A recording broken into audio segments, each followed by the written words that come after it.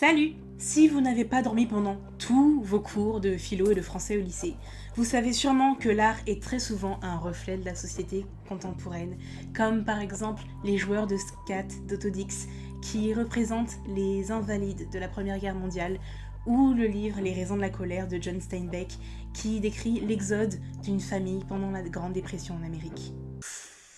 C'était très joyeux comme intro. Le cinéma étant une forme d'art, il ne déroge pas à cette règle, et le genre horrifique non plus. Et oui, on dirait peut-être pas comme ça, mais beaucoup de classiques du cinéma d'horreur s'inspirent de leur contexte social, ce qui a d'ailleurs contribué à leur succès lors de leur sortie en salle. Je vais donc vous présenter 5 décennies où l'histoire, surtout l'histoire américaine, on va pas se mentir, a inspiré l'horreur.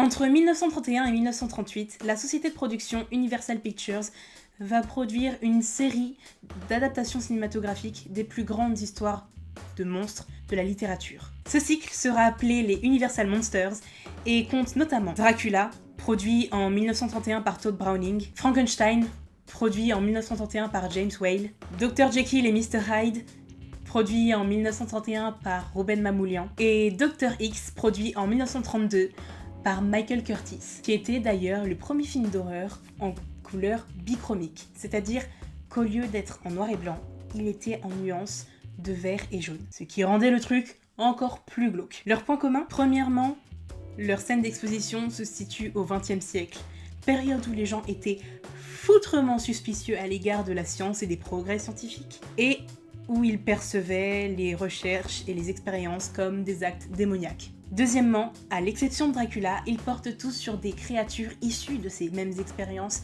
et de l'esprit de scientifiques qui se sont pris pour Dieu.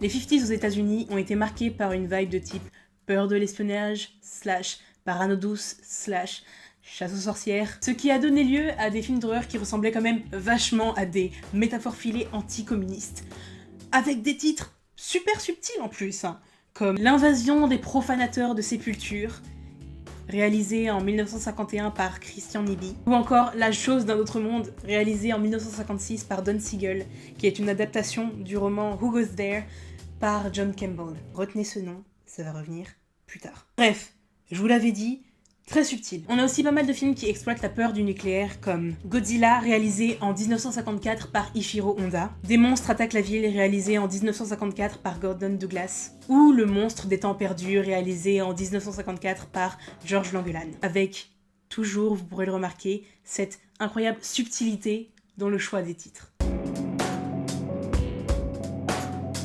Alors que les teen movies comme Grease et American Graffiti apparaissent par centaines dans les salles de cinéma, reflétant la jeunesse de l'époque, c'est-à-dire des jeunes insouciants, débridés et qui déçoivent leurs aînés, on assiste à la naissance d'un contre-courant, le genre du slasher.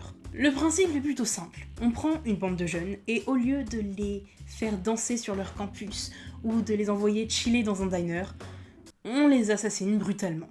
Et ce qui est bien avec ces films, c'est que ils nous enseignent de grandes leçons de vie, comme Carrie au bal du diable, réalisé en 1976 par Brian De Palma, et qui t'apprend à ne jamais te moquer de la meuf chelou et impopulaire du lycée. Halloween, la nuit des masques, réalisé en 1978 par John Carpenter, qui t'apprend à ne jamais emmerder ton petit frère parce que un couteau de cuisine n'est jamais bien loin, et à ne jamais faire babysitter aussi.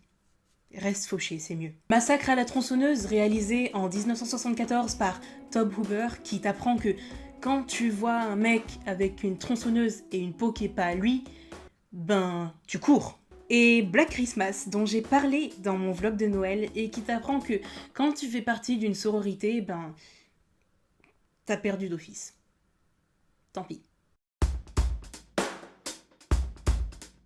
Les années 80 ont été marquées par la conquête spatiale et donc l'explosion du genre de la science-fiction, ce qui a donné Alien, réalisé par Ridley Scott en 1979.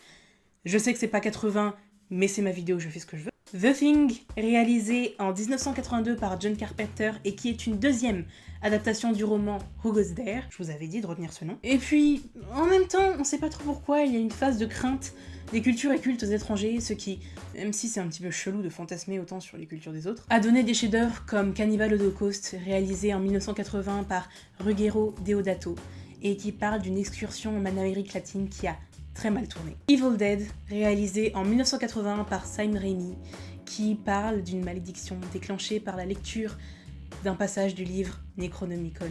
Et puis un cycle Cimetière indien, lancé en grande partie par les livres de Stephen King, et qui a donné des films comme Cimetière, réalisé en 1989 par Mary Lambert, Poltergeist, réalisé en 1982 par Tobe Hooper, ouais, le mec qui a fait Massacre à la tronçonneuse, et évidemment Shining, réalisé en 1980 par Stanley Kubrick.